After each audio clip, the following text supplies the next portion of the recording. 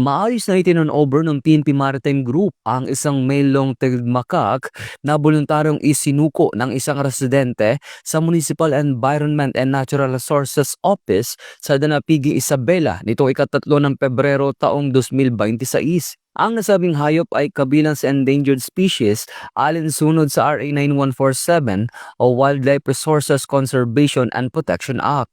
Sa kaparehong araw, bandang alas 2:14 ng hapon, nagsagawa ang Tacloban City Maritime Police Station ng isang entrapment operation sa Barangay 13 Wharf area ng Tacloban City kung saan naaresto ang isang suspect na nagbebenta ng parakeet ringneck na nagkakahalaga ng 23,000 pesos. Ang suspect at mga ebidensya ay dinala na sa otoridad para sa dokumentasyon at kaukulang pagsampa ng kaso. Ito ang bagong PNP para sa bagong Pilipinas. Serbisyong mabilis, tapat at nararamdaman.